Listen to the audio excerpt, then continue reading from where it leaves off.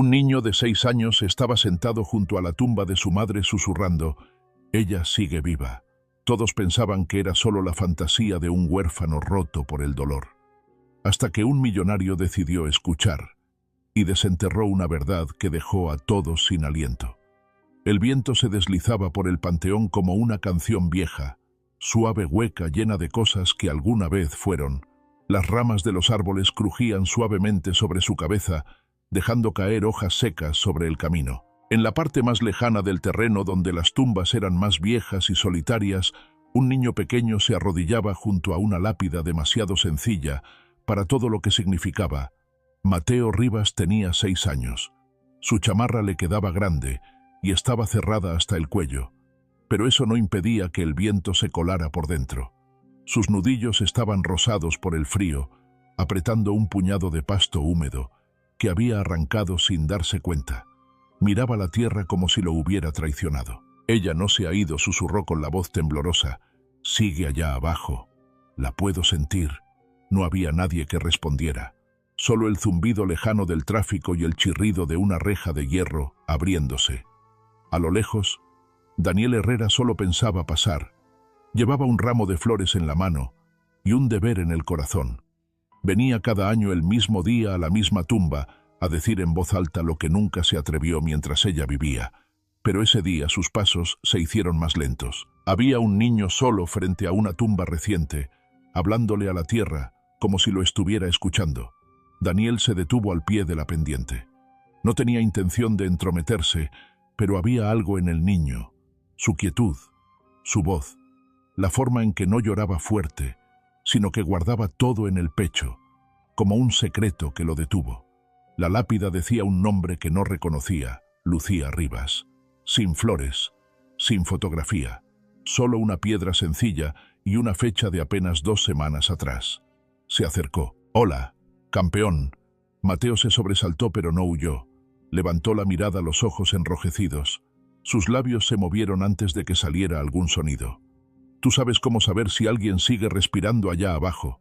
A Daniel se le trabó el aliento. Se arrodilló a su lado, el viento jalando su abrigo. No respondió con suavidad, pero eso no es algo que un niño debería preguntarse. La voz de Mateo era baja, pero tenía una dureza que no coincidía con su edad. Mintieron sobre cómo murió. Dijeron que se quedó dormida manejando, pero mi mamá nunca manejaba cuando estaba cansada. Nunca, y no me dejaron verla. Ni una sola vez. Daniel miró la tumba, la tierra que parecía mal colocada, como si aún no hubiera terminado de asentarse. ¿Quiénes son ellos? Mateo dudó. Luego, como si recitara algo que ya sabía de memoria. Los del lugar donde trabajaba, el señor de los dientes brillantes y la señora que habla como si siempre estuviera sonriendo. Aunque sea mala, Daniel lo miró. ¿Recuerdas sus nombres? Mateo asintió. El señor Grayson y la señora Caldwell. Daniel parpadeó. Álvaro Castañeda. Ese nombre resonó con fuerza en su memoria. Alguna vez donó dinero al centro de cuidado de ancianos que dirigía Grayson. Grandes promesas, mucha prensa. Se suponía que era un lugar digno. ¿Por qué crees que sigue viva?, preguntó Daniel. Mateo colocó la palma sobre la tierra. Porque sueño con ella y en el sueño no está muerta. Me llama por mi nombre. Durante un instante ninguno habló. El viento se calmó. Una hoja cayó sobre la lápida y luego salió volando. Yo también soñaba con mi mamá, dijo Daniel al fin. Ella murió cuando yo tenía tu edad. Mateo lo miró, los ojos muy abiertos. ¿Alguna vez sentiste que nadie te creía? Todo el tiempo. Se quedaron ahí sentados largo rato, 2 desconocidos unidos por el duelo, y un silencio que nadie más podía sostener. Entonces Mateo dijo muy bajito: si alguien la puso aquí solo para que desapareciera, ¿eso es como asesinato? Daniel miró al niño. Lo miró de verdad, y en el rostro de Mateo vio algo inquietantemente familiar. No solo tristeza, sino injusticia. Un niño cargando con algo que le correspondía a los adultos que lo fallaron. Sí, dijo Daniel. Y si eso fue lo que pasó, alguien tiene que saberlo. La voz de Mateo apenas era un susurro. Entonces desentiérrala. Por favor, alguien tiene que revisar. Una ráfaga de viento levantó hojas secas. Daniel se puso de pie sin saber qué decir, sin entender por qué le temblaban las manos. Volteó a ver la tumba otra vez y luego al niño cuyo mundo entero había sido enterrado antes de tiempo. Detrás de ellos se acercaba una mujer mayor, Martha Jenkins, la señora que cuidaba las flores del panteón. Llevaba una regadera en la mano y una expresión de esas que solo se forman después de haber visto demasiadas cosas durante demasiados años. Le dio un leve asentimiento a Daniel y luego miró a Mateo. «Viene todos los días», dijo con voz suave. «Siempre se sienta en silencio y repite lo mismo. Mi mamá no murió bien». Daniel asintió despacio con la garganta apretada. Podría tener razón, y por primera vez en mucho tiempo, algo se abrió dentro del corazón de Daniel Herrera. No por tristeza, sino por reconocimiento. El pasado tenía la costumbre de repetirse en distintos niños, en distintos días, frente a diferentes tumbas, solo que esta vez no pensaba irse. Daniel Herrera nunca hablaba de su pasado, ni en entrevistas, ni en cenas de gala, ni siquiera en el silencio elegante de su penthouse con vista a la bahía. La gente asumía que su carácter reservado venía de la educación o del dinero. La verdad era otra, venía de la memoria.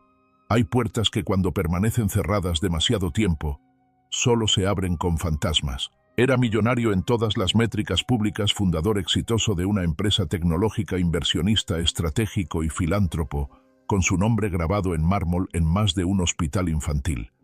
Pero la parte de Daniel que nunca cambió, la que seguía oculta, era la de un niño que una vez se sentó en una banca de metal afuera de un hogar temporal del Estado, esperando a una madre que nunca regresó. Ese día también llovía.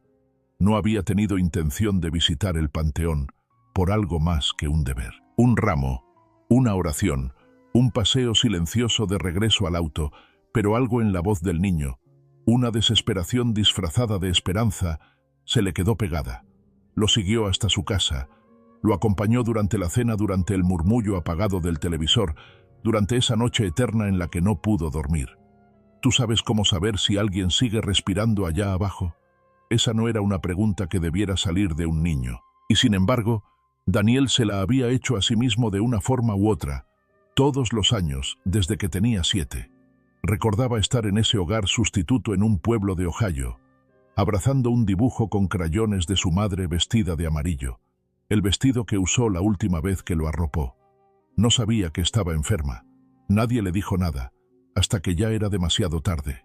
No hubo funeral ni tumba, solo una carpeta con papeles de alta y un nuevo apellido, antes de que terminara la semana. Algunos niños, le dijo una vez su primera trabajadora social con frialdad, se aferran a la idea de que la gente les debe algo. Es mejor que aprendan pronto. Nadie les debe nada, y él lo aprendió. Pero luego pasó las siguientes 3 décadas demostrándole que estaba equivocada. A la mañana siguiente Daniel estaba sentado frente a la ventana de su estudio, la luz del sol extendiéndose sobre el piso de madera. No había tocado su café. Su celular se iluminó 2 veces, un mensaje de un miembro del consejo y otro de una socialité. No contestó ninguno. En cambio abrió su laptop y escribió 2 palabras. Lucía Rivas. No esperaba gran cosa. Tal vez una esquela común, algún informe médico, pero lo que encontró fue prácticamente nada. Un artículo breve hecho con plantilla. Enfermera local muere en accidente. Le sobrevive su hijo. Sin foto, sin detalles del servicio, sin una cuenta de donativos. Solo un nombre enterrado como ella misma. Se recargó en la silla, algo no cuadraba. Esa tarde manejó hasta la dirección que el niño le había dado. El lugar parecía más una iglesia vieja adaptada que una institución del Estado. Pintura blanca descarapelada, un columpio sin asientos, y a través de una ventanita del sótano lo vio. Mateo, sentado en el suelo, las manos sobre las piernas, los labios moviéndose en silencio, rezando tal vez, o esperando. Daniel había hecho lo mismo a esa edad.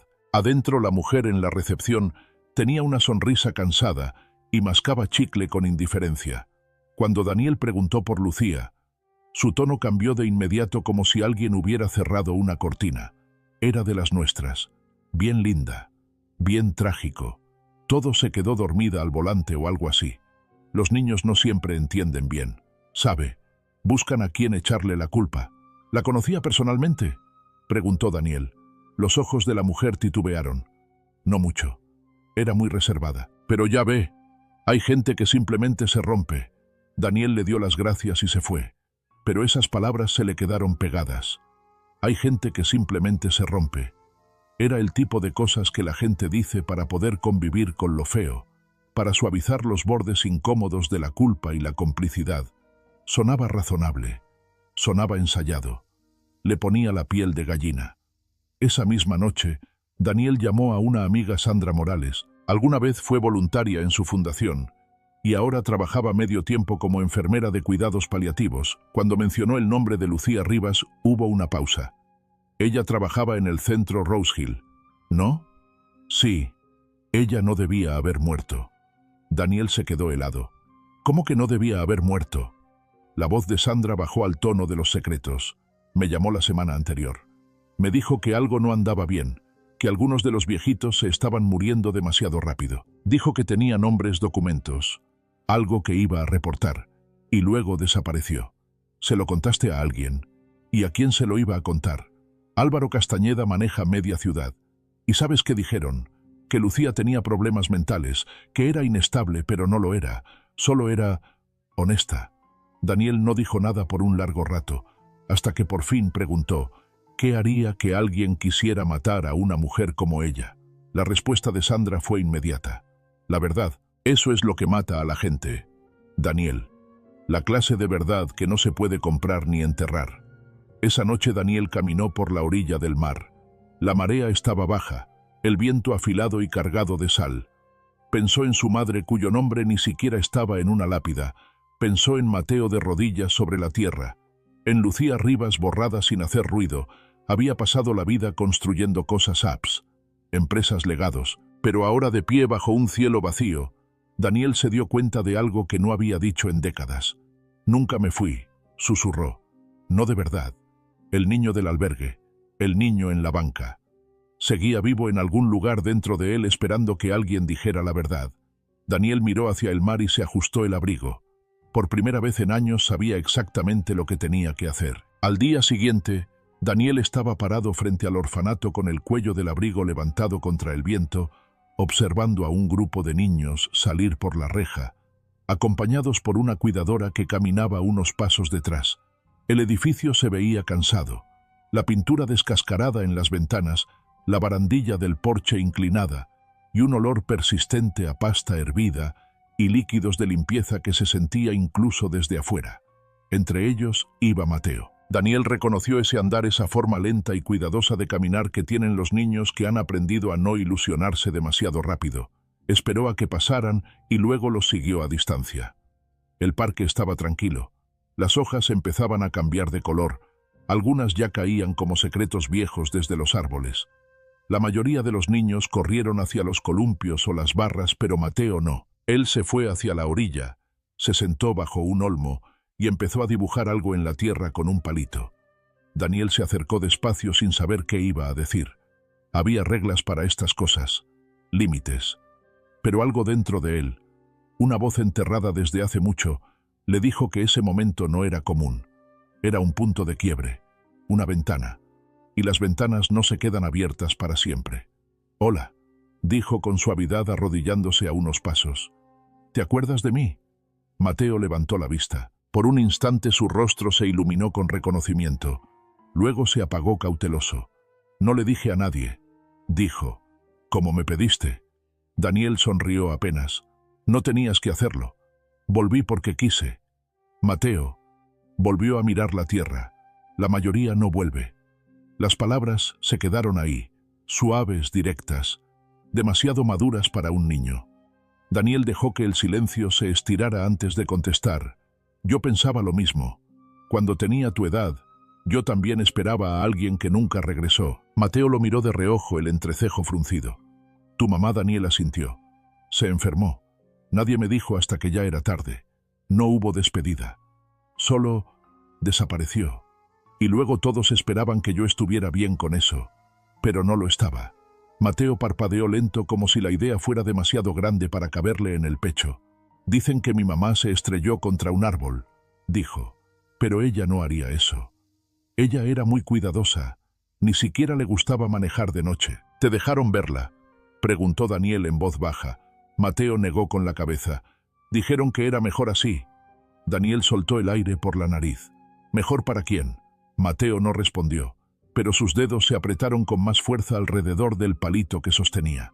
Ella me cantaba, dijo el niño bajando la voz a un susurro. Antes de dormir, tenía una cicatriz en la muñeca con forma de luna creciente.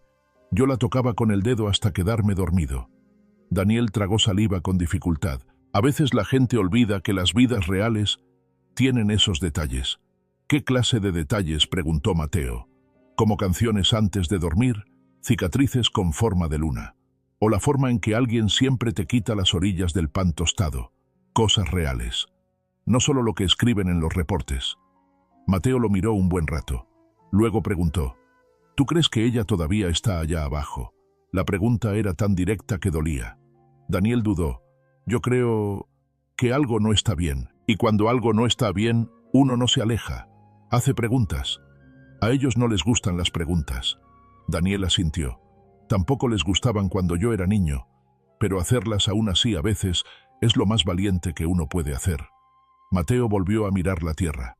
Tengo un dibujo. ¿Quieres verlo? Metió la mano en su abrigo y sacó un papel arrugado. Era un dibujo infantil tembloroso, pero Daniel pudo distinguir el rostro de una mujer con cabello largo, un collar con un círculo pequeño y un niño a su lado, con estrellas en los ojos. Fue la noche anterior, dijo Mateo. Me arropó y me dijo que me vería después del trabajo. Esa fue la última vez. La voz de Daniel se le atoró en la garganta. Tiene cara de alguien que no pudo despedirse. Mateo asintió una sola vez. Eso es lo más feo. Se quedaron callados un rato, mientras el viento levantaba hojas alrededor de sus pies. Entonces una voz cruzó el parque. Mateo, vámonos. Era la cuidadora cansada, impaciente. Mateo se levantó a regañadientes guardando el dibujo de nuevo en su abrigo. Me tengo que ir, dijo. Pero, gracias por regresar. Daniel también se puso de pie. Sacó una libreta pequeña y una pluma del bolsillo, escribió algo y arrancó la hoja. Mi número. Por si algún día quieres hablar, o si recuerdas algo, lo que sea. Mateo tomó el papel con ambas manos como si fuera algo frágil. Cuando el niño dio la vuelta para irse, se detuvo y miró hacia atrás. ¿Señor Langley? Sí. Usted es la primera persona que me miró como si me creyera. Daniel no dijo nada. Solo asintió una vez firme y seguro. Cuando Mateo desapareció de su vista, Daniel caminó despacio hacia una banca cercana. Se sentó los codos sobre las rodillas y miró el cielo sobre los árboles. Las nubes comenzaban a abrirse dejando pasar pequeños destellos de luz. En otra vida alguien le habría dicho a Mateo que lo olvidara, que siguiera adelante. Pero Daniel sabía algo mejor. Olvidar no sana, solo entierra el dolor más profundo. Hay que nombrarlo, enfrentarlo, a veces incluso desenterrarlo. Y mientras el sol se colaba entre las ramas, Daniel hizo una promesa silenciosa al niño, a la mujer de la cicatriz en forma de luna, y a esa parte de sí mismo que nunca dejó de esperar. Esta vez, alguien iba a volver. Antes de convertirse en un susurro bajo la tierra, Lucía Rivas era una llama callada constante, atenta, demasiado modesta para llamarse valiente. Trabajaba el turno nocturno en el centro de cuidados Rose Hill, al pie de una colina cercada de blanco a las afueras del pueblo. El personal la llamaba confiable. Los pacientes le decían amanecer, aunque llegaba mucho después del anochecer, tenía manos suaves. Sabía el nombre de cada hijo de los asistentes y traía muffins de canela los viernes, porque uno de los veteranos no podía dormir sin ese olor. No se quejaba, no chismeaba, y quizás por eso su ausencia fue tan fácil de reescribir. Las luces del pasillo siempre parpadeaban cerca del cuarto 12B. Y Lucía solía bromear en voz baja para sí misma, que ese era el latido del edificio. Pero esa noche no sonrió cuando abrió el expediente de la señora Tomlin y vio su nombre marcado como Denre. No resucitar sin autorización de la familia. Lucía había estado con ella esa misma mañana. La señora Tomlin se comió 3 fresas y le contó sobre el bote de pesca de su difunto esposo. No se estaba muriendo. Tenía planes, quería ver las hojas del otoño una vez más, pero para la noche ya no estaba. Los registros decían que había aspirado en su sueño. Lucía se quedó parada junto a la cama vacía, más tiempo del necesario, mirando las sábanas estiradas como si pudieran decirle la verdad. Más tarde esa noche habló con Sandra Morales en la sala de descanso, sus voces bajas bajo el zumbido de la máquina de botanas. «Te lo juro», dijo Lucía con los dedos temblando alrededor de un vaso de unicel. Ella no estaba lista. «Aquí algo no está bien, Sandra. Esta semana he visto 3 pacientes pasar de estables a muertos, todos con DNR, todos sin llamar a la familia, sin revisión, sin autopsia». Los ojos de Sandra se agrandaron. «Lucía, ten cuidado». Lucía levantó la vista. Su voz no era de enojo, solo cansancio y tristeza. Tener cuidado no ayudó a la señora Tomlin. Sandra se inclinó hacia ella. «¿Y qué vas a hacer, Lucía?» Sacó de su bolsa un cuaderno de composición desgastado, páginas llenas de notas escritas a mano, fechas iniciales. «Estoy llevando un registro. Aún no sé bien qué está pasando, pero lo voy a saber». Hubo un golpe en la puerta de la sala de descanso. Un hombre alto con una sonrisa pulida entró sin esperar respuesta. Álvaro Castañeda. Su traje entallado era del color del humo. Su aliento llevaba un leve rastro de menta y autoridad. «Señoritas», dijo con suavidad. «Trabajando hasta tarde, Lucía». Se puso tensa. Sandra sonrió débil. «Solo terminando unos reportes». Álvaro echó un vistazo al cuaderno en el regazo de Lucía, los ojos entrecerrándose por medio segundo antes de volver a curvarse en encanto. «Saben», dijo mientras se acercaba al mostrador a servirse café, «siempre he admirado la dedicación. Hoy en día es rara, pero la lealtad, esa es aún más rara». Se giró y miró directamente a Lucía. «Nuestro trabajo aquí es delicado. La gente no viene a Rose Hill para vivir para siempre. Vienen para irse en paz, en silencio. A veces hay que ayudarles a lograrlo. Con compasión, discreción. Tú entiendes eso, ¿verdad, Lucía?» La mandíbula de Lucía se tensó. «Entiendo que el cuidado debe ser honesto». Álvaro dio un sorbo sonriendo sin calidez. «La honestidad es subjetiva. El consuelo, en cambio, es un bien universal. Asegurémonos de recordar lo que realmente importa». Salió de la sala dejando un silencio espeso, lleno de cosas no dichas. Lucía se puso de pie. Guardó su cuaderno en la bolsa. «Voy a sacar una copia de esto», susurró. «Si me pasa algo, quiero que alguien sepa». Sandra dudó. «¿Tú crees que él sería capaz de...?» Lucía no respondió. Ese fin de semana, Lucía y Mateo pasaron todo el sábado horneando pan de plátano. Mateo estaba sobre un banquito echando chispas de chocolate al tazón, como si fueran pequeños deseos. «Mamá», dijo de repente, «¿por qué no tienes más amigos?» Lucía rió con suavidad. «Qué pregunta tan curiosa. Solo quería saber». Ella le limpió la harina de la mejilla. «Hay gente que prefiere el silencio. Pero yo te tengo a ti, y eso ya es todo un mundo». Mateo se detuvo. «No estás triste, ¿verdad?» Lucía lo miró. De verdad, lo miró, y algo en su expresión titiló. «No, mi amor. A veces solo estoy cansada. Cansancio de adulto. Pero soy feliz cuando estoy contigo». Mateo apoyó su cabecita en su hombro. «Voy a estar contigo para siempre». Y Lucía, que había anotado el nombre de una periodista en un cuaderno, que ahora llevaba en su bolso, cerró los ojos un instante más de lo habitual. Llegó el lunes. Llovía. Lucía no manejó al trabajo esa noche. Caminó. Las llaves del auto seguían en el bolsillo de su abrigo cuando la encontraron. A la mañana siguiente el personal fue informado de un accidente trágico. Se quedó dormida. «Al volante», dijo Álvaro solemnemente, durante la reunión matutina.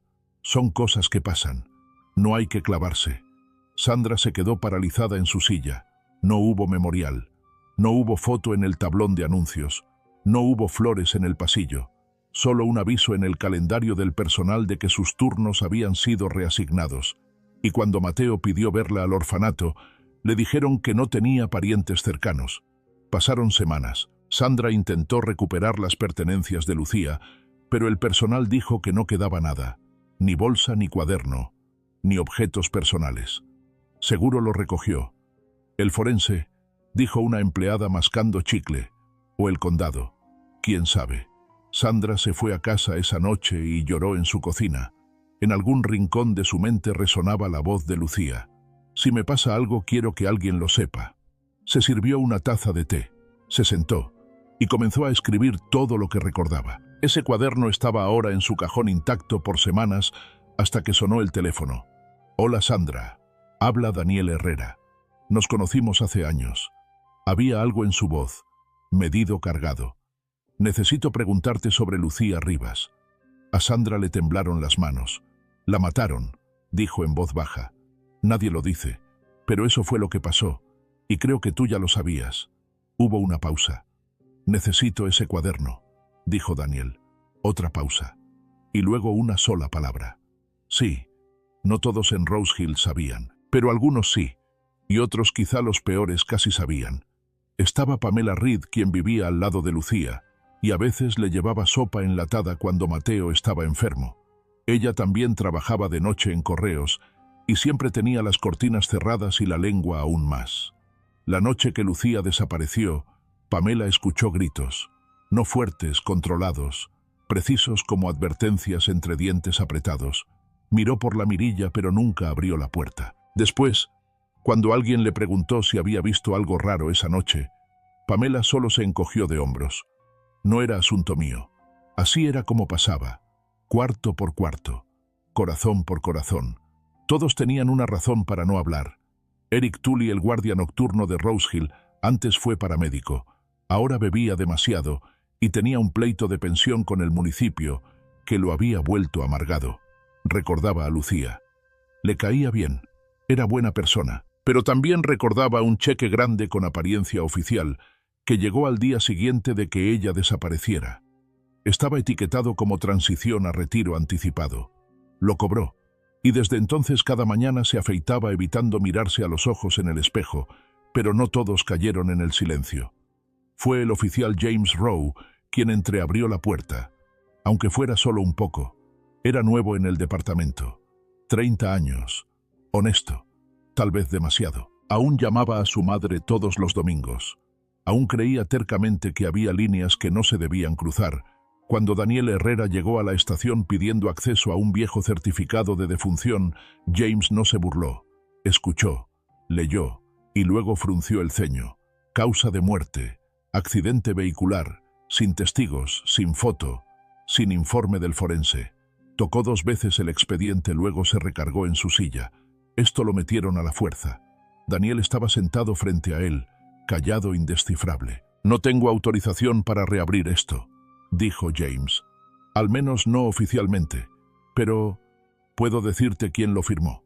Le entregó un papel, Carl Newman, médico forense del condado. Daniel asintió doblando el nombre y guardándolo en su cartera. James dudó.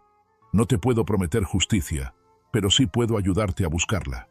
Empezaron con la florista, Martha Jenkins. Llevaba 20 años vendiendo flores afuera de Rose Hill. Su puesto era pequeño, de madera con pintura desgastada y un olor tenue a lavanda mezclado con tierra. Vivía sola ahora en una casa llena de fotografías viejas y sin voces con quien discutir. Cuando Daniel la encontró, ella recortaba los tallos de unos claveles rosas. Sus dedos se movían despacio como alguien que aprendió hace mucho a tratar con cuidado lo frágil. «Me acuerdo de Lucía», dijo. «Solía comprar lirios blancos para sus pacientes. Los pagaba de su bolsillo. Me decía que las flores eran como canciones de cuna para los que se estaban yendo». Daniel asintió. «Recuerda la noche en que desapareció». Las manos de Martha se detuvieron. Luego lentamente volvió a tomar las tijeras. Pasó tarde. Compró un ramo y dijo que iba a ver a alguien que había estado solo demasiado tiempo. ¿A quién? No lo dijo, pero sus ojos eran distintos, como si ya se hubiera despedido de algo. Hubo un silencio, y luego añadió: «El ramo apareció en un contenedor a la mañana siguiente, intacto». Esa noche de vuelta en casa, Daniel extendió cada pieza que habían reunido: el cuaderno de Lucía, la declaración de Sandra, las irregularidades del certificado de defunción, el cheque que recibió Tully que Sandra había fotografiado en secreto, y ahora el recuerdo de Martha. Aún así algo faltaba: la bisagra. El momento en que el silencio se convirtió en complicidad, y como suele pasar, llegó por alguien inesperado. María Grayson casi nunca abría el correo, pero esa mañana Álvaro había sido descuidado y el sobre simple sin marcas Se le había caído del portafolio. Casi no lo lee, pero el nombre. Lucía Rivas estaba escrito con bolígrafo en la parte superior del memo interno, y algo en ese nombre la jaló como un hilo suelto en una tela. El memo era breve. Estado DNR procesado. No es necesario contactar a la familia. Acción final autorizada. La fecha era de 2 días, antes de la muerte de Lucía María. Llevaba 22 años casada con Álvaro. Lo conoció en la Facultad de Derecho. Sabía cómo sonreía cuando mentía.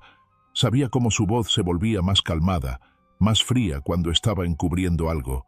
También recordaba a Lucía, la enfermera de ojos tímidos y manos firmes, la que llevaba cobijas extras a su mamá cuando estaba muriendo en Rose Hill. Esa noche María no durmió. Se sentó al borde de la cama de visitas y se quedó mirando el documento hasta que el amanecer lo tiñó de oro. No le dijo a Álvaro que lo sabía. Aún no. En cambio, llamó a Sandra Morales. «Necesito ver a alguien», dijo. «Alguien que crea que Lucía no simplemente desapareció». Daniel se reunió con María 2 días después en una mesa del fondo de un café que olía a canela y traición contenida. Ella estaba serena, pero su voz tembló una vez. «No quería creer que él fuera capaz de esto», dijo. «Pero creo que siempre lo fue. Simplemente no quería verlo». Le entregó el memo. Sus ojos estaban vidriosos pero secos. «No puedo deshacer lo que ya pasó, pero si esto ayuda a que ese niño sepa la verdad, llévatelo». Se levantó para irse, pero luego se volvió. «¿Sabes lo que Lucía le dijo a mi mamá el último día que estuvo viva?» Daniel negó con la cabeza. Le dijo: «Ya no tienes que tener miedo. Me voy a quedar». Así era ella, incluso cuando ya sabía que estaba rodeada de lobos. Esa tarde Daniel volvió a sentarse con Mateo en el parque. El niño se había dibujado estrellas en las manos con una pluma azul. Dijo que eso lo hacía sentir más cerca de ella. «Creo que estaría orgullosa de ti», dijo Daniel. Mateo lo miró. «¿Por qué?» «Porque dijiste la verdad, y la verdad se oye fuerte, incluso cuando se susurra». Mateo ladeó la cabeza. «Vamos ganando». Daniel sonrió apenas. «Apenas nos están empezando a escuchar». El salón olía ligeramente a dinero y rosas colocadas en altos floreros de cristal que decoraban el centro de cada mesa cubierta con manteles de lino, guirnaldas de luces. Brillaban sobre los invitados como una mentira bien pulida. Era una gala benéfica para el cuidado de adultos mayores, organizada por la Fundación Rose Hill y Álvaro Castañeda. Era el orador principal. Daniel Herrera no quería estar ahí.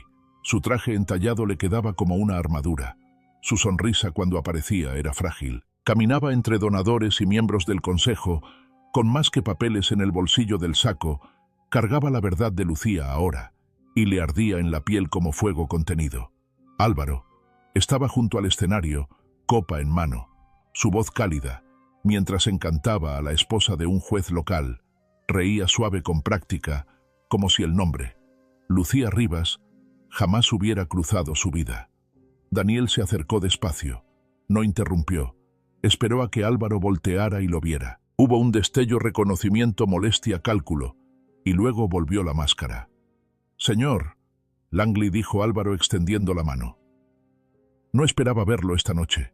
Daniel la estrechó brevemente. «Yo tampoco». Álvaro señaló una mesa al frente. «Acompáñeme. Creo que tenemos más en común de lo que imagina». Daniel lo siguió mientras el murmullo de los violines subía detrás de ellos. Ya sentados, Álvaro se inclinó hacia él. «Usted es un hombre que entiende el poder», dijo. «Ha construido imperios de la nada. Sabe lo que cuesta subir. No es pureza, es pragmatismo». Daniel no parpadeó. Eso fue lo que le pasó a Lucía. Pragmatismo. Álvaro sonrió delgado. Las tragedias pasan. La gente se exige demasiado. Se pasa de sus límites. Ella estaba inestable al final. Errática. Usted ha visto los registros. He visto certificados de defunción falsificados y una orden de no resucitar procesada sin consentimiento familiar 2 días antes de que muriera. Álvaro giró su vino en la copa. «Qué melodramático. Ha estado hablando con la gente equivocada. He hablado con la gente a la que silenciaron», dijo Daniel en voz baja. «Con Sandra, con María. Incluso una florista recuerda más de lo que a usted le conviene». Álvaro soltó una risa seca. La memoria es frágil. La gente ve lo que necesita ver. No respondió Daniel. La gente ve lo que le dicen que no vea. Pero recuerda, cuando le piden olvidar, hubo una pausa. La mesa entre ellos pareció encogerse. Los ojos de Álvaro se endurecieron. No quiere hacerse enemigo mío. Daniel entrelazó las manos. Ya lo hizo el día que enterró a una madre antes de que su hijo pudiera despedirse. Álvaro se recargó estudiándolo. ¿Quiere ser un héroe? Está bien, pero entienda lo que viene. Si sigue adelante, va a quemar más que mi nombre. Arrastrará a toda la fundación, cientos de empleos, vidas. Los mismos programas que usted alguna vez financió. No vengo a rescatar una institución, dijo Daniel en voz baja. Vengo por un niño que cree que su mamá todavía le llama desde bajo la tierra. Álvaro bufó. Ahórrame la poesía. Daniel se puso de pie. No la merece. Se dio la vuelta para irse, pero se detuvo. Una última cosa dijo, sin mirar atrás. No necesito destruirte. La verdad se encargará de eso sola. Los nudillos de Álvaro se pusieron blancos sobre el tallo de la copa. Afuera el aire nocturno era fresco, cortante, con olor a pino y a leña distante. Daniel exhaló, y la tensión fue abandonando sus hombros como la marea que retrocede. Rodeó el perímetro del salón de eventos y se detuvo en la parte trasera donde los botes de basura estaban en silencio, ignorados. No sabía por qué, pero había algo en ese lugar. Lo descartado, lo que nadie ve, que se sentía apropiado. Fue entonces cuando la vio María. Estaba sola, envuelta en un chal, con una expresión imposible de leer. Él ya sabe, dijo en voz baja. Daniel asintió. Y no le importa. Lo sé. Dudó un momento. Luego añadió. Pero está equivocado. Se volvió hacia él, y su voz se quebró apenas. Tú tenías razón sobre Lucía. Era de esas mujeres que incomodaban a la gente porque decían la verdad con tanta suavidad, que nadie se daba cuenta de que eso también era fortaleza. Daniel bajó la mirada. Ojalá la hubiera conocido en vida. María se acercó. Le habrías caído bien. Tú escuchas con los ojos. Se quedaron en silencio, el viento pasando entre ellos como un fantasma. Entonces María sacó algo de su bolso. Una memoria USB. Él no sabe que la copié. Registros del hospital. Correos internos. Suficiente para hacer ruido. Daniel la tomó con ambas manos. Tengo miedo, susurró ella. Él asintió. Yo también. Pero quizá no se trata de no tener miedo, sino de hacerlo con miedo. María sonrió apenas. Él siempre dijo que el miedo era debilidad. Creo que se le olvidó, que ahí es donde empieza nuestra fuerza. Esa noche Daniel se quedó en el estacionamiento del orfanato, observando la ventana donde brillaba tenue la luz nocturna de Mateo. No entró. En lugar de eso dejó una bolsita de papel en los escalones. Adentro había una libreta nueva, una caja de colores y una nota. Para tus dibujos, para tus estrellas, para las cosas que intentaron enterrar pero tú seguiste recordando. Cuando Mateo la encontró a la mañana siguiente no sonrió. La sostuvo como se sostiene algo que uno nunca estuvo seguro de recibir, no como un regalo, sino como una verdad de vuelta.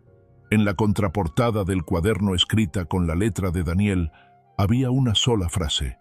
La verdad suena más fuerte cuando alguien se atreve a decirla contigo.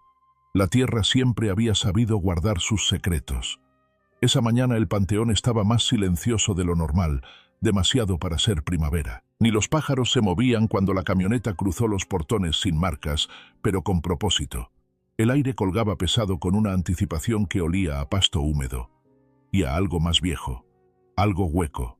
Daniel estaba de pie junto al oficial James Rowe, portapapeles en mano, las botas firmes sobre la tierra a unos metros de la tumba de Lucía, el mismo lugar donde un niño pequeño una vez susurró a la tierra, ella sigue ahí abajo, hoy iban a escuchar. Habían sido semanas de trámites, permisos, financiamiento privado, y un juez discreto que le debía un favor a María Grayson. Aún así todo se hizo en susurros, sin prensa, sin público. Solo 5 personas que entendían lo que significaba perturbar a los muertos para darle paz a los vivos.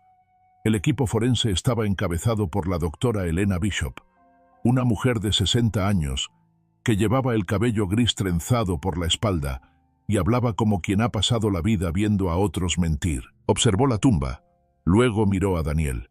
La trataré con cuidado. Gracias, dijo Daniel. Su voz salió ronca.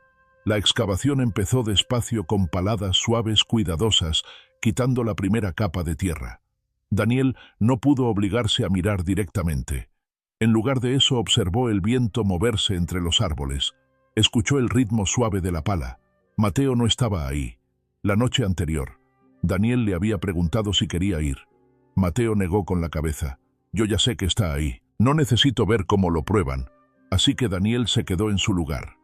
A mitad del proceso, la doctora Bishop se arrodilló junto a la tumba y pasó la mano suavemente por el borde del forro interior del ataúd. Frunció el ceño. «¿Algo anda mal?», preguntó Rowe. Ella no respondió de inmediato. Luego, en voz baja: «Hay una fractura en la fibra de vidrio horizontal. No es por el tiempo». Daniel se acercó. «¿Qué significa eso?». Ella levantó la vista. «Significa que algo empujó desde adentro». El silencio cayó como polvo. La doctora Bishop limpió con cuidado los restos del sellado. Más detalles salieron a la luz: marcas de rasguños en el interior, 2 uñas rotas incrustadas en la resina. Daniel sintió que el estómago se le revolvía. La doctora exhaló su voz, apenas un susurro. No estaba dormida cuando la pusieron aquí. James se puso pálido. La causa de muerte en el certificado fue trauma por accidente de auto. No hay señales de trauma por golpe, dijo Bishop. Ningún hueso roto, solo signos de hipoxia y pánico. Daniel miró el ataúd. Despertó, murmuró. Bishop asintió apenas. Y nadie escuchó, añadió. Daniel, ahora más bajo. Nadie estaba escuchando. Dio un paso atrás. Luego cayó de rodillas junto al borde de la tumba. Durante un largo momento, no dijo nada. Mantuvo los ojos abiertos, pero su expresión cambió, como si algo dentro de él se desmoronara. Sin romperse, finalmente susurró: «No a los demás, no a la doctora, ni siquiera para sí mismo». Le habló a Lucía: «Perdón por haber tardado tanto». El informe se completó esa misma noche. James Rowe tecleó cada palabra con la paciencia de quien acomoda huesos. La doctora Bishop lo confirmó. La causa de muerte no pudo haber sido un accidente automovilístico.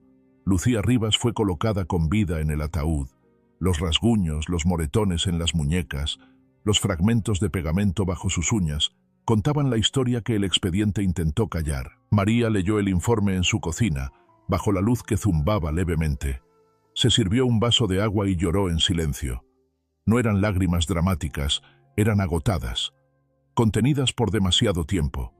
El tipo de llanto que llega cuando sabes que sin querer ayudaste a que algo terrible durara más de lo debido. Cuando terminó, dobló el informe, lo selló en un sobre y lo dirigió a Fiscalía del Distrito. Atención, División de Muertes no resueltas. Se detuvo antes de cerrarlo y con letra cuidadosa añadió: «Para Mateo Rivas, porque los muertos merecen la dignidad de la verdad». Esa noche Daniel fue al orfanato. Mateo estaba sentado en los escalones, cuaderno en mano, dibujando un árbol cuyas raíces llegaban hasta un espacio en forma de corazón bajo tierra. Daniel se sentó a su lado sin decir nada. «Ya no sueño con ella», dijo Mateo después de un rato. «Eso es algo bueno». Mateo miró al cielo. «Es algo triste, pero también más tranquilo. Ya no duele igual». Daniel observó cómo el lápiz del niño se movía por la página. «Hoy encontramos algo». Mateo no dejó de dibujar. «Lo sé». Daniel lo miró de reojo. «Ella peleó», dijo. «Mateo, siempre supe que lo haría. Por eso seguí viniendo a la tumba. No porque creyera que seguía viva, sino porque no se había rendido». Volvieron a quedarse en silencio, sentados uno junto al otro. Daniel metió la mano a su abrigo y le entregó a Mateo un papel doblado. «¿Qué es?», preguntó el niño. «Su informe. La verdad». La parte que intentaron enterrar. Mateo lo abrió despacio, recorriendo la hoja con la mirada. Sus labios se movieron un poco al leer, luego se detuvieron. Después de un momento dijo: «Puedo quedármelo. Es tuyo». Mateo lo dobló con cuidado y lo guardó detrás de su dibujo. Ella no dejó nada. Ni cosas, ni casa, ni siquiera una voz. Pausó. «Pero esto es como una voz». Daniel sonrió leve, casi imperceptible. «Te tiene a ti», dijo Mateo. Lo miró con unos ojos demasiado viejos para su edad. ¿Crees que sabía que yo iba a seguir viniendo? Creo que tenía la esperanza de que alguien lo haría. Mateo se recargó en el costado de Daniel y el hombre rodeó su hombro con el brazo, no como gesto, sino como promesa, sin prensa, sin tribunal, sin discursos de victoria, solo presencia.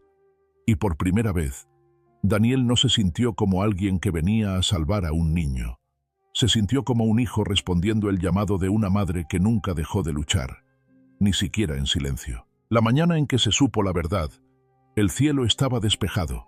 No hubo truenos, ni música de fondo, solo sol, de ese que entra suave sin pedir permiso tocando hasta los rincones más fríos del pueblo. Así sucedió, no con un grito, sino con un susurro que ya no se podía ignorar. Daniel estaba en la plaza del pueblo junto al oficial James Rowe, con el expediente en la mano como si fuera una confesión frágil.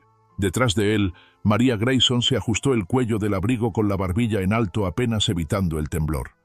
La doctora Bishop también estaba ahí erguida en una calma desafiante, y junto a las escaleras en un rincón que las cámaras no alcanzaban a capturar, Mateo sostenía la mano de Daniel, dedos pequeños apretando con una determinación silenciosa. Álvaro Castañeda ya estaba en el podio, su voz pulida, sus gestos ensayados. Un cartel de campaña ondeaba a sus espaldas. Integridad en el liderazgo. Estaba a la mitad de una frase algo sobre recuperar la confianza, cuando Daniel dio un paso al frente.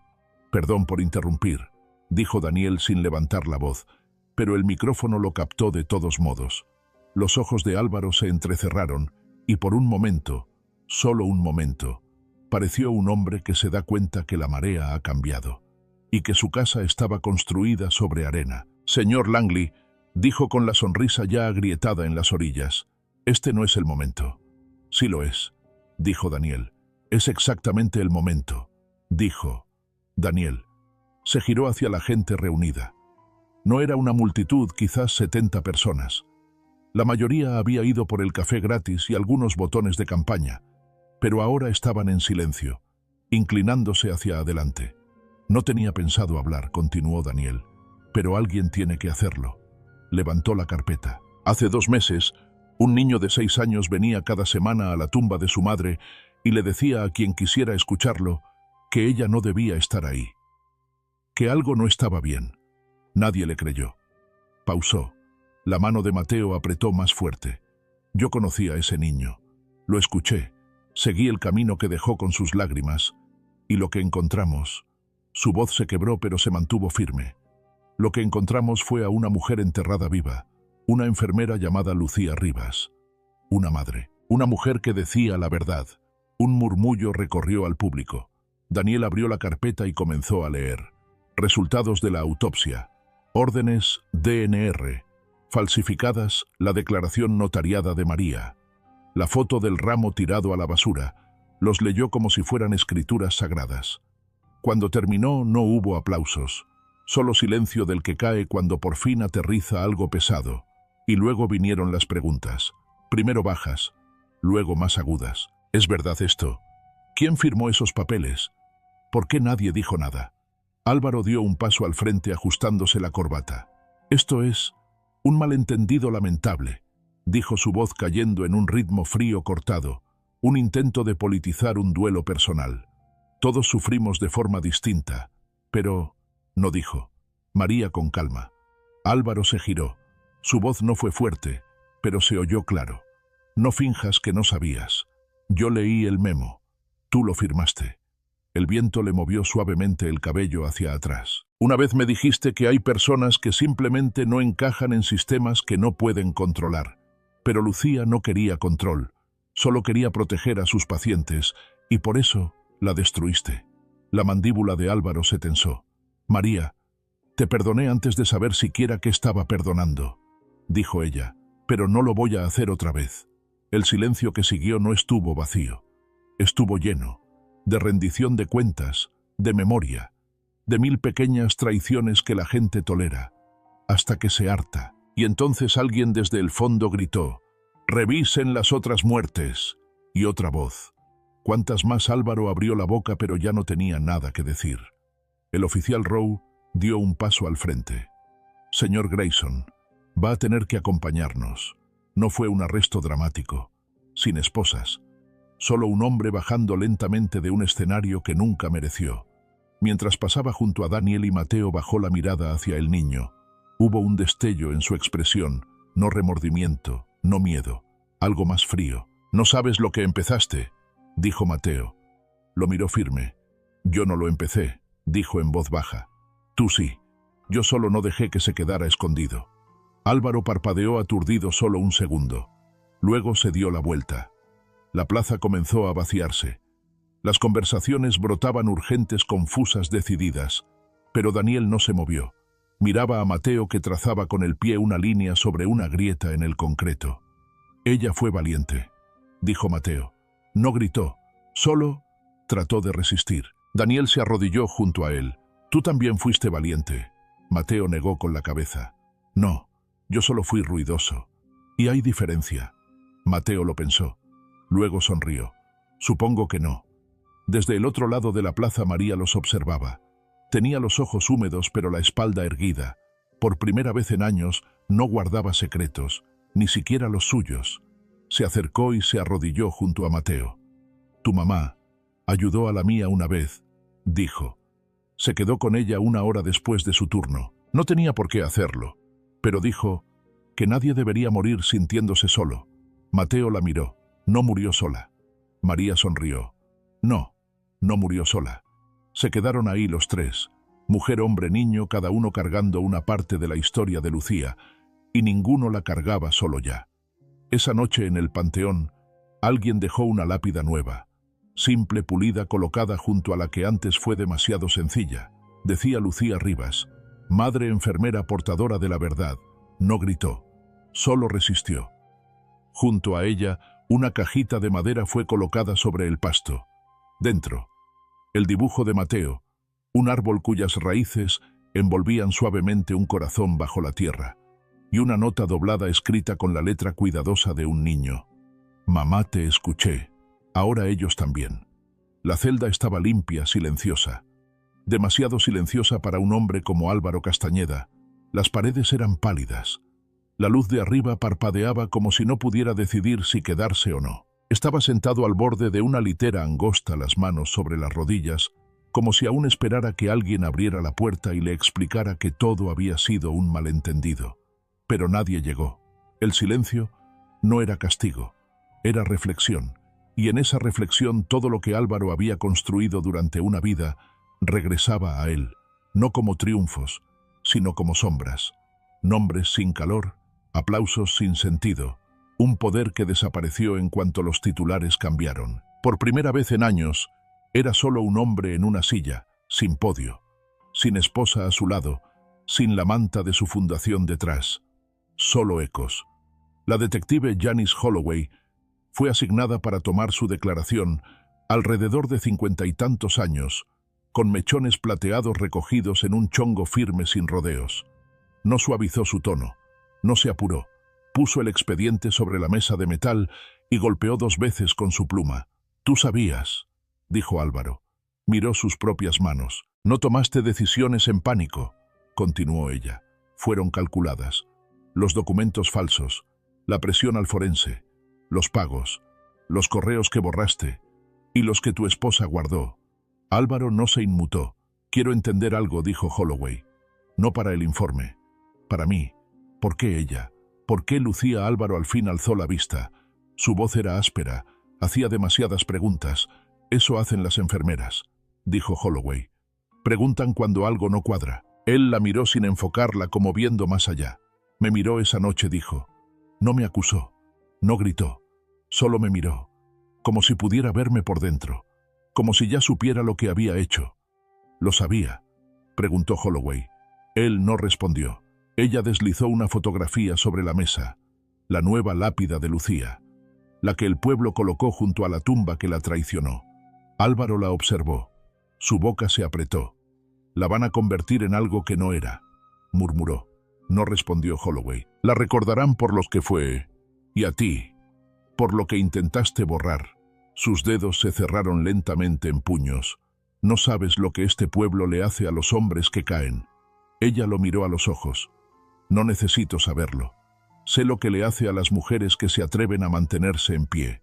María lo visitó una vez. No vestía de negro. No se sentó. Permaneció de pie detrás del vidrio, los brazos cruzados, el corazón temblando. Álvaro levantó el auricular. María dudó. Luego levantó el suyo. No dijo nada. Él carraspeó. Viniste. Su voz fue un hilo. Quería ver tu cara, no la del evento, la real. La sonrisa de Álvaro fue amarga. Decepcionada. No dijo ella, tampoco sorprendida. Esa es la verdadera tragedia. No. Él desvió la mirada. Construí todo para nosotros. Lo construiste para ti, respondió ella. Solo me arrastraste contigo para disfrutar la vista. Él cerró los ojos. ¿Me odias? Los ojos de María se suavizaron, pero no por compasión. No dijo, te compadezco, porque en algún punto creíste que merecías ser intocable. Se puso de pie, y ahora lo eres. Solo que no de la forma que imaginabas. Él no la vio salir, pero sintió cómo el cuarto se hacía más pequeño. El juicio fue rápido, la evidencia contundente. Correos, grabaciones, testimonios. El mismo pueblo que alguna vez aplaudió a Álvaro con copas alzadas, ahora lo observaba desde detrás de los periódicos y las persianas cerradas. La sentencia se dictó una mañana gris de esas que hacen pensar en lluvia, aunque no caiga ni una gota. Daniel estaba ahí. También Mateo, sentado al fondo con las manos pequeñas entrelazadas, los ojos fijos. Cuando Álvaro se puso de pie para hablar, la sala enmudeció. Carraspeó. Su traje ya no le quedaba como antes. Su voz, aunque aún pulida, se quebraba en las orillas. No espero perdón, dijo. Solo pido que recuerden que no siempre fui esto. Daniel se levantó. Quizá no naciste siendo esto, dijo, pero lo elegiste. Cada encubrimiento, cada firma, cada vez que viste a alguien más débil y decidiste que no valía. Álvaro miró al niño junto a él. Convertiste a un niño en tu enemigo. Mateo no habló. No tenía que hacerlo. El mazo del juez cayó. 27 años sin posibilidad de libertad condicional. En los primeros 12, Álvaro parpadeó una vez. Luego bajó la cabeza. Afuera del tribunal, el sol finalmente rompió las nubes. Daniel y Mateo caminaron hacia los escalones, donde una vez habían dejado una bolsita de papel, el mismo lugar donde se encontró el primer dibujo. Mateo se sentó. ¿Ya se acabó?, preguntó Daniel. Respiró hondo. La peor parte sí. Lo demás tomará tiempo. Mateo asintió despacio. Se veía triste. Daniel ladeó la cabeza. ¿Álvaro? Sí, dijo. Mateo, no arrepentido. Solo vacío. Daniel le rodeó el hombro con el brazo. Algunas personas cargan con el peso de lo que hicieron. Otras cargan con el peso de lo que se negaron a ser. Mateo lo miró hacia arriba. ¿Tú cuál eres? Daniel sonrió. Intento no ser ninguno. Solo intento estar presente. El niño se recargó en él. Al fondo la gente pasaba. Algunos se daban cuenta. La mayoría no. Pero en ese pequeño rincón del mundo 2 vidas habían cambiado de forma. No por venganza, no por victoria, sino por la verdad, dicha vivida y escuchada. La habitación era pequeña, de concreto estéril, el tipo de lugar diseñado para encerrar lo que nadie quiere ver. Álvaro Castañeda estaba solo frente a una mesa de acero. Sus manos aún eran fuertes, pero ya no apretaban con certeza.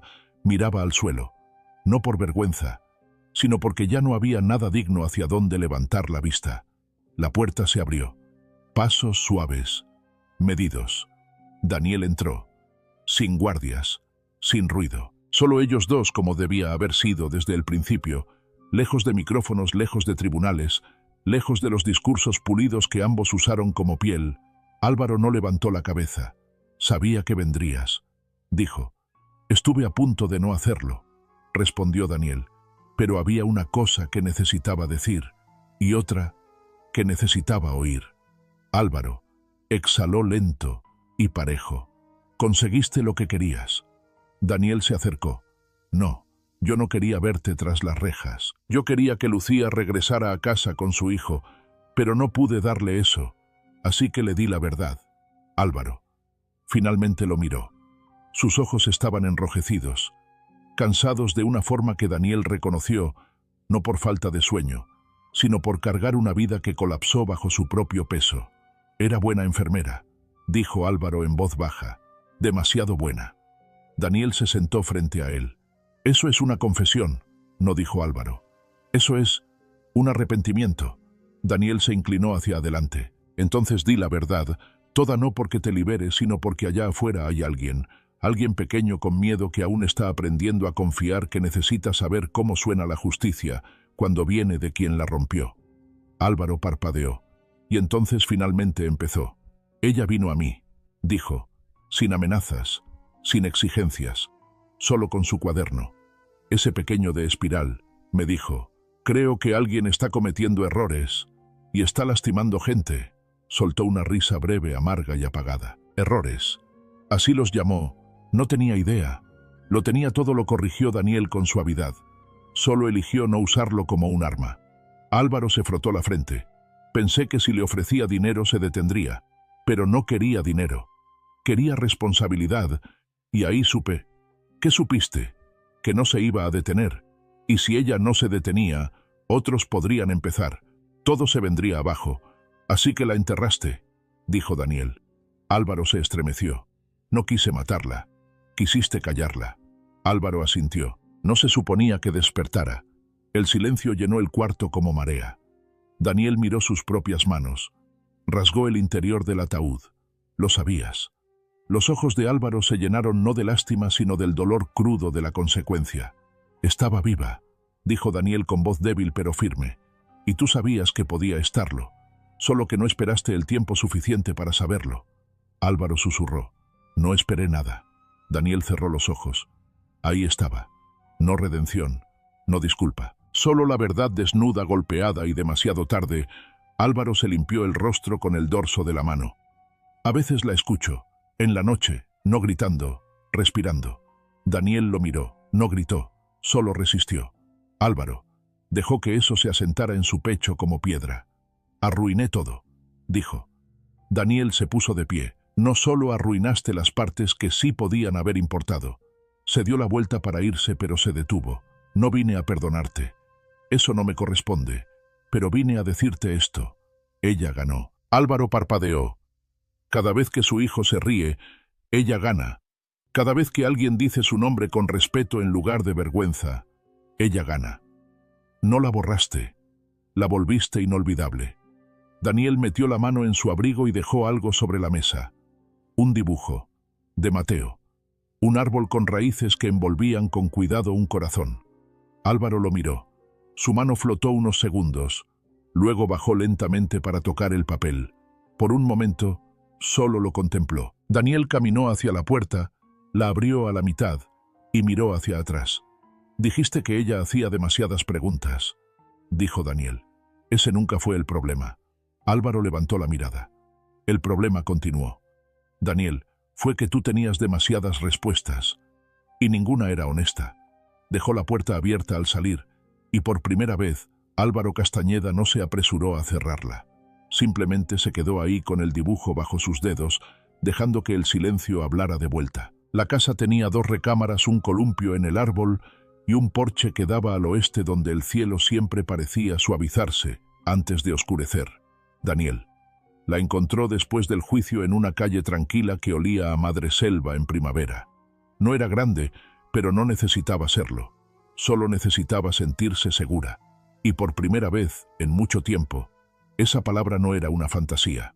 Era una decisión. Mateo se mudó 2 semanas después con una sola maleta, un cuaderno para dibujar y un oso de peluche que ya no tenía nombre.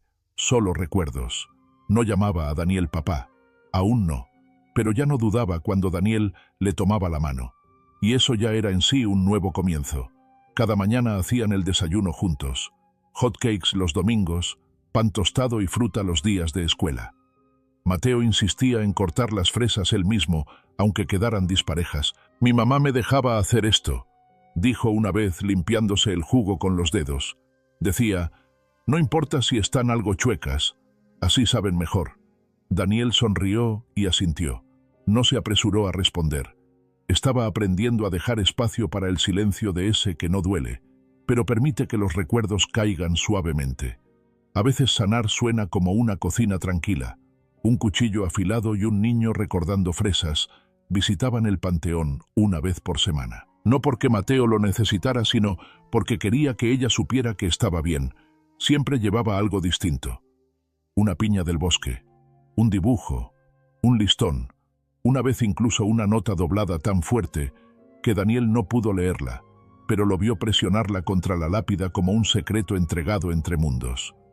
En una de esas visitas, Mateo se sentó junto a la tumba y dijo: «Ya no sueño con ella como antes». Daniel lo miró. «¿Y eso te pone triste?» «Mateo», lo pensó un momento. «No, creo que ahora ella sueña conmigo». En la escuela Mateo volvió a dibujar, no solo corazones y estrellas, sino escenas completas. Bosques, personas, casas hechas de luz. Una tarde su maestra llamó a Daniel. Es callado pero amable. Y cuando otro niño lloró la semana pasada, Mateo se sentó a su lado durante 20 minutos. No dijo nada. Solo se quedó. Daniel sonrió al teléfono. Eso suena a su madre. Llegó la primavera. El porche floreció con macetas que Mateo ayudó a plantar. Daniel le enseñó a cortar las hojas secas con cuidado, como no todo lo que parece perdido lo está realmente. Hablaban más ahora, no solo del pasado, sino de lo que venía. «¿Puedo ser alguien distinto aquí?», preguntó Mateo una vez. Daniel levantó la vista desde el jardín. ¿Distinto a quién? Al niño que lo perdió todo. Daniel se levantó y se limpió las manos. «No tienes que dejar de ser él. Solo vas a crecer a su alrededor». Mateo asintió despacio. «Como un árbol con una cicatriz». Exactamente así. Una noche mientras guardaba los trastes, Daniel encontró una hoja doblada sobre la encimera.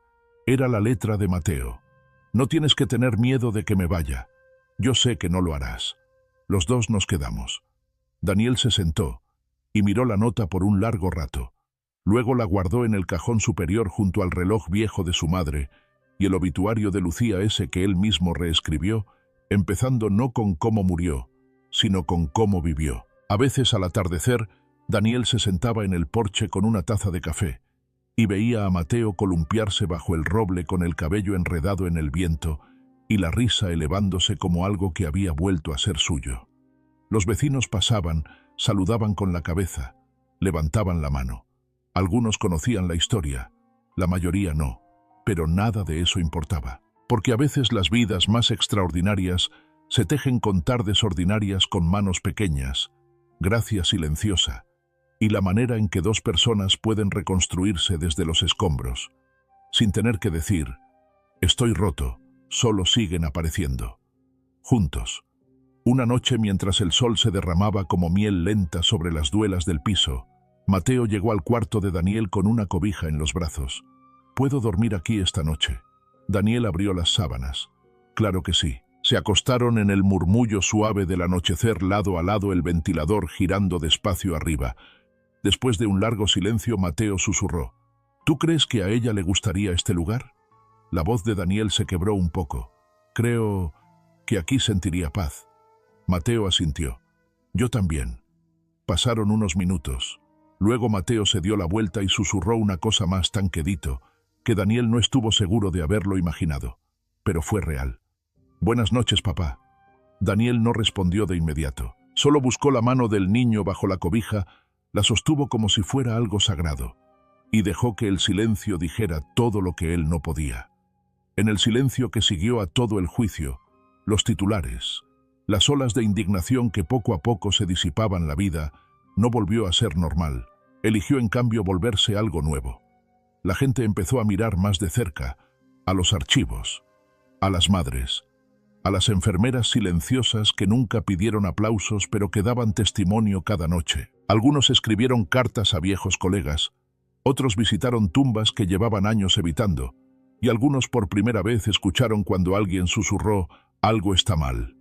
Y Mateo, ahora un niño con la mirada más firme y los sueños más tranquilos, dijo una vez en el porche: «No quiero que lo que le pasó a ella sea el final, quiero que sea la razón por la que alguien más se salve».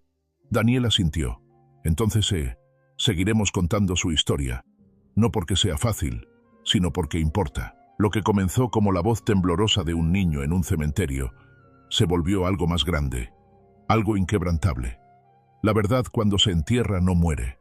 Espera, y cuando emerge nos pide algo, que miremos, que escuchemos, que le creamos a los que guardan silencio, porque en algún lugar hoy mismo hay otro, Mateo, otra Lucía, otro silencio que necesita romperse con bondad, con valentía, o con alguien que simplemente se niega a darse la vuelta. Y quizás esa es la justicia más poderosa de todas, no la que castiga, sino la que ve, la que levanta, la que ama al fin. En la quietud que vino después del juicio del ajuste de cuentas público de la reconstrucción callada, algo más suave empezó a crecer, no solo justicia, sino comprensión, porque historias como la de Lucía no terminan en los tribunales. Continúan en los pasillos de hospitales, en orfanatos, en rincones olvidados, donde alguien sigue teniendo miedo de hablar. Y donde alguien más tiene que ser lo suficientemente valiente para quedarse y escuchar.